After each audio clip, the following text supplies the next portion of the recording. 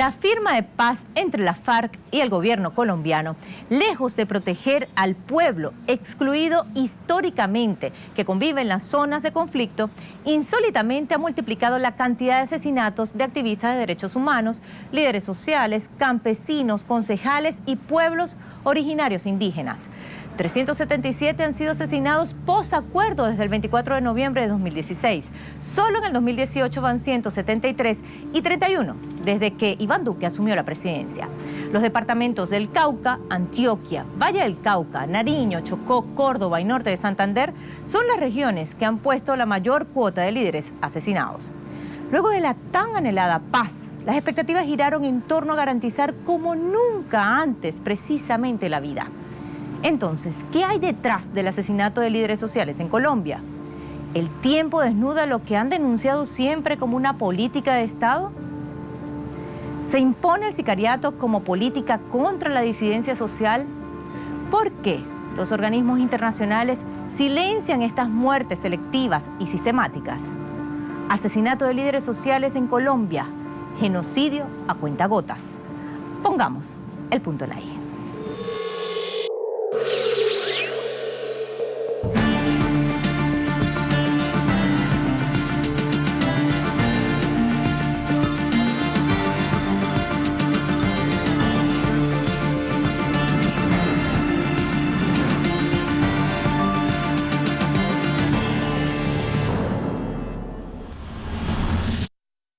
De momento, hasta el 1 de noviembre de 2018, se registraba un total de 176 víctimas, producidas mayormente en zonas donde reina la corrupción, el narcotráfico, la minería ilegal, la ocupación ilegal de tierras y la intolerancia por las posiciones políticas.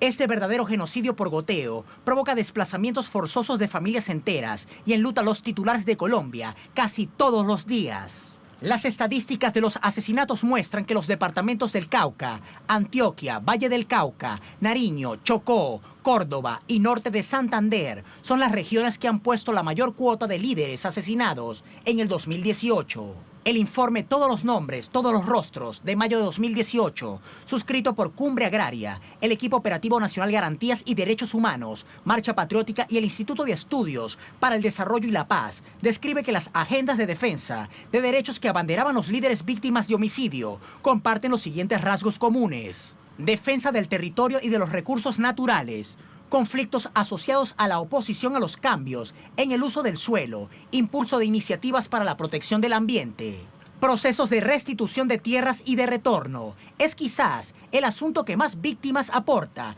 Es un círculo en que los propietarios legales iniciales fueron desplazados por grupos al margen de la ley. Cuando por sentencia judicial regresan a tomar posesión de sus tierras, muchos de ellos son asesinados. Defensa del territorio frente a intereses privados.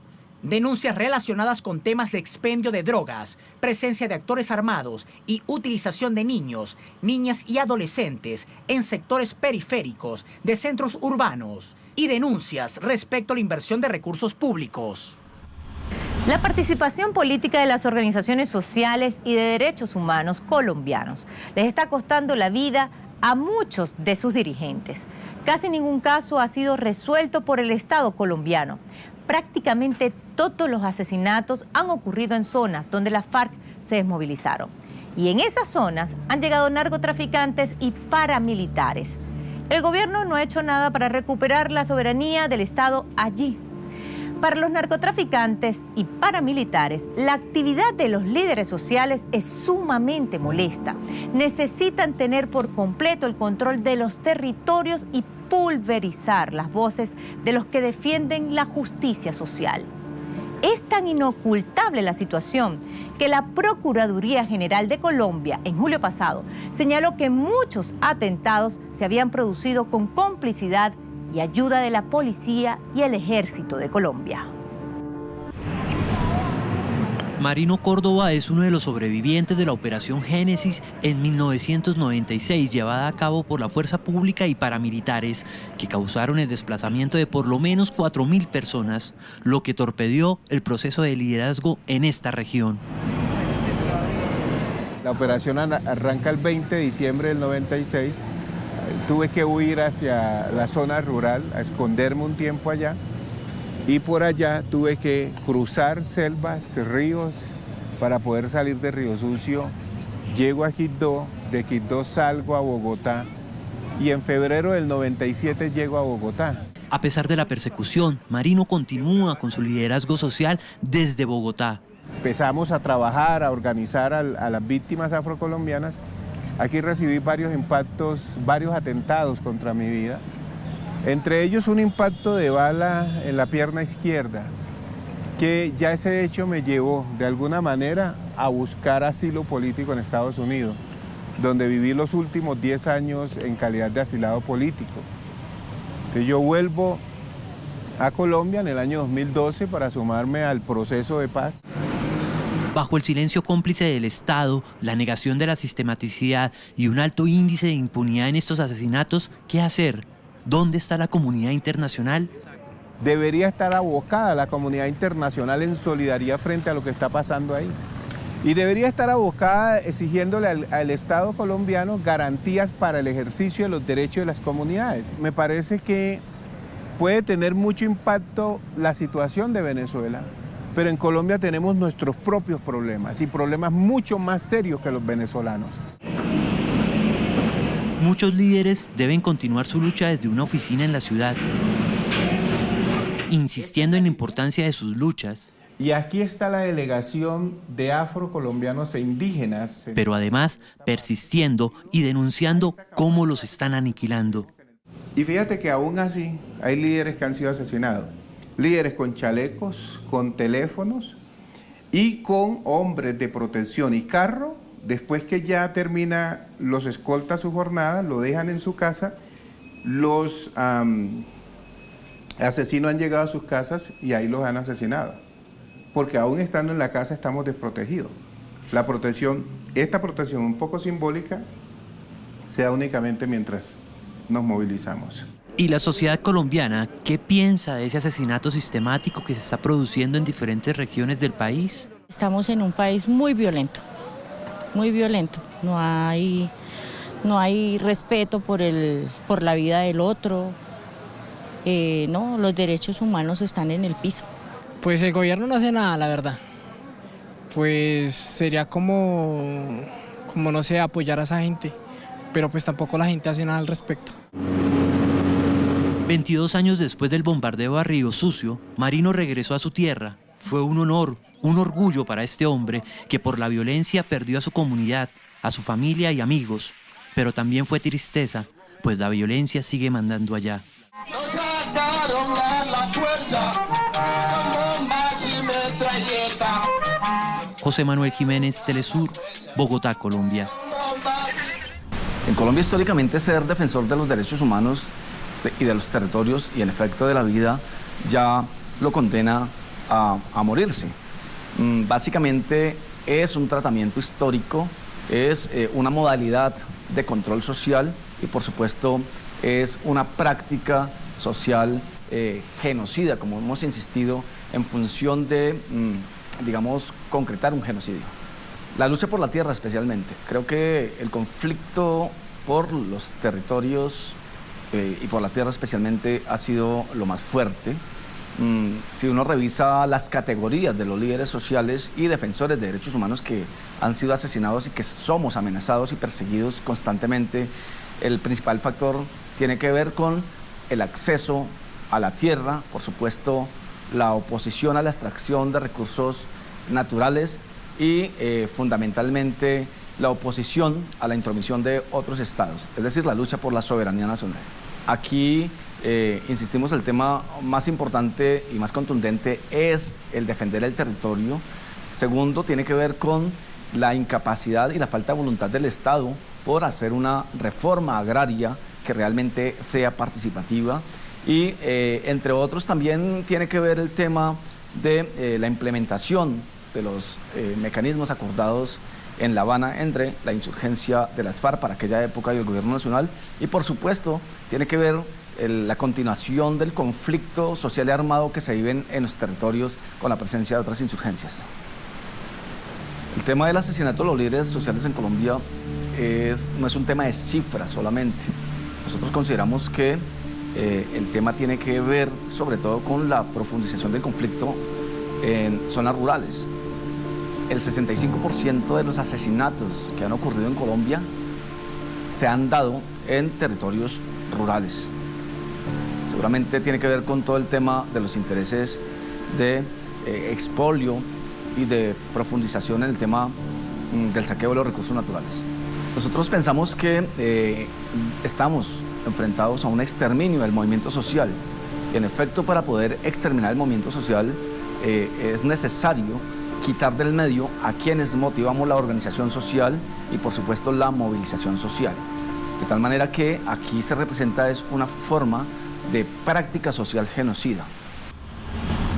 Estados Unidos le ha dado al Estado colombiano millones de dólares entre 2017 y 2018 para combatir el narcotráfico.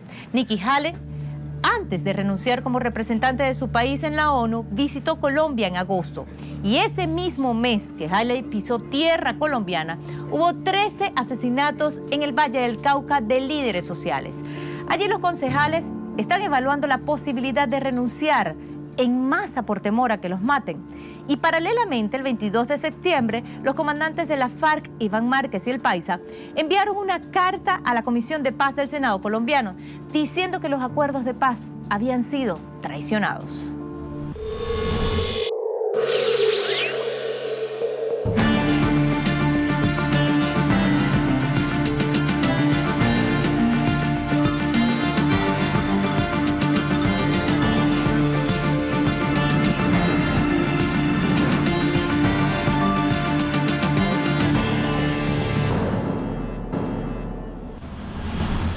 Campesinos denuncian que grupos paramilitares han reaparecido con fuerza, asesinando y atacando a líderes sociales con el silencio cómplice del Estado colombiano. El Clan del Golfo es uno de los grupos más importantes y cuenta con aproximadamente 7.000 integrantes. Una organización que funciona en red con nodos territoriales y los mandos son reemplazables fácilmente. Los asesinatos de líderes sociales tienen como autores materiales sicarios y organizaciones paramilitares, que a su vez son financiados por sectores de poder político y económico. Una sombra que también vuelve con fuerza. La zona desmilitarizada donde tenían pesos las FARC, como el norte de Santander, Cesar, Córdoba, Antioquia, Chocó, Valle del Cauca, Cauca, Nariño y Putumayo son las zonas más afectadas por la reaparición de las fuerzas paramilitares unidos a grupos narco, tales como Autodefensas Gaitanistas de Colombia, Clan del Golfo, o los Caparrapos, quienes serían apoyados por carteles narcotraficantes mexicanos. Esta situación también tiene otra alteración importante, y es la reactivación de los desplazamientos forzados en el país, que para la Agencia de Naciones Unidas para los Refugiados ACNUR sumaron más de 90.000 personas en 2017 y solo la Defensoría del Pueblo entre enero y junio de 2018 ya han contabilizado 17.825 personas desplazadas. Importantes informes de 2018, como el de la Procuraduría General de la Nación, titulado Violencia Sistemática contra Defensores de Derechos Territoriales en Colombia, demostró cómo empresarios estarían detrás de la violencia contra líderes sociales y comunidades en el Urabá. La modalidad elegida es la de sicariato. Uno o varios hombres desconocidos y armados irrumpen en la vivienda del defensor, cerca de ella o en caminos que transita el líder y accionan armas de fuego. Hasta la fecha no se precisa información de que las personas defensoras asesinadas contaran con medidas de protección estatal. La oligarquía colombiana ha contratado sicarios para asesinar o amedrentar personas y se hacen colocar el nombre de Águilas Negras, es decir, Colombia ha generado unos mercenarios ilegales que se utilizan como grupos privados de seguridad. Se encontraron evidencias de que agentes institucionales utilizan panfletos con el nombre de Águilas Negras para amedrentar comunidades, individuos o incluso grupos de jóvenes con comportamientos violentos. El nombre de Águilas Negras es utilizado por particulares mediante panfletos para infundir miedo a diferentes comunidades. Pues para nadie es un secreto que en Colombia ha gobernado sobre todo el sector empresarial. Es decir, las leyes que se hacen desde el legislativo, pero además los planes de gobierno que se impulsan desde el ejecutivo siempre están en función de beneficiar a la oligarquía y sobre todo a una clase terrateniente muy condensada a nivel nacional.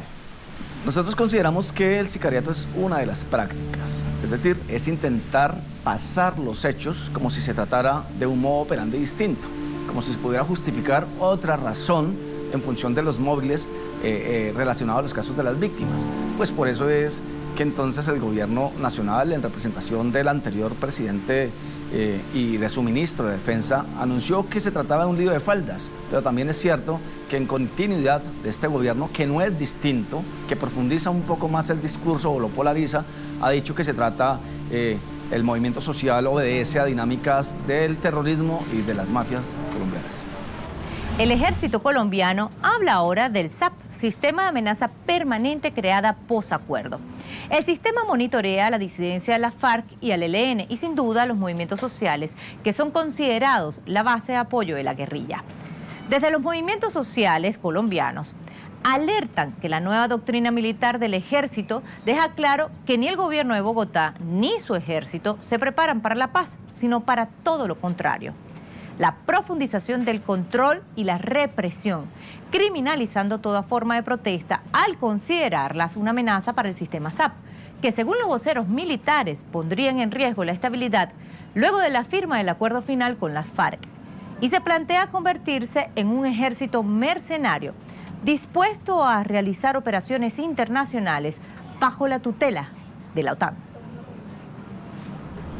La guerra en Colombia se ha colocado como una cortina para demostrar una supuesta necesidad de cooperación internacional, especialmente con los ejércitos y gobiernos de países que tienen muchísimo interés en Colombia.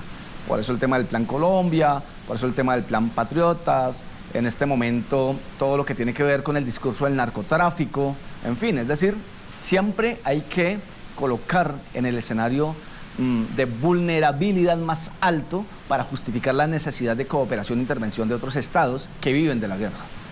Yo creo que la estrategia del gobierno nacional, representado inclusive el gobierno del presidente Santos, ha sido la estrategia de la negación. Por una parte, negar la existencia del paramilitarismo, por otra parte, negar la sistematicidad en los asesinatos de los líderes sociales y defensores de derechos humanos, de los luchadores sociales, porque aquí no estamos en función de si la persona, la víctima, era dirigente en una movilización o en una organización, sino que nos están matando en los territorios a cualquier persona que haga parte de un plan de oposición y de resistencia frente al tema del expolio y del exterminio del movimiento social. De tal manera que no llama la atención las cifras, pues porque no es necesario alertar. Sin embargo, la responsabilidad tiene que ser del Estado. Han habido pronunciamientos muy ligeros de parte de organismos internacionales, pero pareciera que es una postura para intentar mostrar que no se está afectando la construcción de la paz en Colombia, que es el discurso oficial y permanente. Yo creo que los acuerdos de paz deben garantizar la participación de la sociedad civil y sobre todo del movimiento social. Si bien el acuerdo de las FARC fue un buen resultado en función de la buena fe que colocó el grupo insurgente, hoy partido político, en relación a las negociaciones y en la concertación con el Estado colombiano, sí consideramos que es necesario que los procesos sean más participativos. Y por esa razón, por supuesto, la clase oligarca de este país y sobre todo la fuerza pública le teme a la posibilidad de la construcción de una paz incluyente. Es decir, es más fácil, y eso se vive en el debate actual nacional, es más fácil defender recursos para la guerra que defender recursos para el tema de la implementación de los acuerdos o de garantías que garanticen los derechos básicos y vitales para el ser humano. Una de las garantías es cumpliendo lo acordado en La Habana, es decir, cumpliendo al pie de la letra, que no es nada difícil porque no fue una cosa impuesta, fue una cosa conciliada entre las partes y que se llaman mecanismos de implementación. Pero si uno observa ligeramente el tema de la jurisdicción especial, que entre otras beneficia muchísimo al tema de la impunidad, inclusive de los militares, es decir, de los victimarios de parte del Estado, tiene muchos tropiezos. Pero también es necesario entonces tener a la vista garantías de participación de la sociedad civil en la construcción de los acuerdos de paz. ¿Por qué? Porque entonces no puede seguir el concepto de polarización que además los medios de comunicación que producen información que paradójicamente desinforman a las masas, a la gente, al acumulado, entonces trata de colocar a una gente buena y a otra gente mala, sin saber, digamos, a qué le está jugando la persona del común. Pues sencillo, la persona del común es la que está colocando las víctimas en este conflicto. Las personas del común es las que están o las que estamos viviendo todo el tema de la precariedad, la falta de garantías, la falta de presencia estatal y no con la bota militar, sino con inversión social, con políticas sociales, en fin. De tal manera que la confianza en los procesos de paz se rescata solo con participación de los sectores populares, de los sectores sociales y por supuesto con el compromiso y la seriedad del gobierno. No basta con promesas que aparentemente amarran la buena fe. Un gran sector de la población colombiana y sus organizaciones sociales creyeron firmemente en los acuerdos de paz. Por eso comenzaron a participar activamente en los espacios políticos o institucionales en aquellos lugares donde hasta entonces no habían podido hacerlo por el contexto de la guerra. No obstante, la participación le está costando la vida a muchos dirigentes de esas organizaciones sociales y también de derechos humanos. El Estado colombiano es indiferente ante la sistematización de homicidios. La justicia también se muestra cómplice. Ciertamente, en el gobierno de Juan Manuel Santos se firmó la paz, un proceso de implementación que va rumbo al fracaso. Y aunque el jefe de Naciones Unidas, Antonio Guterres, advirtió en julio que las nuevas autoridades de Colombia tienen la responsabilidad crítica de restaurar la confianza entre los guerrilleros de las FARC, según la ONU, a pesar de los avances, la ejecución de los acuerdos de paz sigue marcada por la incertidumbre. Mientras se busca recuperar esa credibilidad de cara a negociaciones futuras con el ELN, los pueblos indígenas, las comunidades afro, los habitantes de las ciudades, los campesinos, muestran su preocupación por la cantidad de líderes sociales asesinados casi a diario y también por la inacción del gobierno colombiano por parar este genocidio a cuentagotas. Pusimos el punto en la I.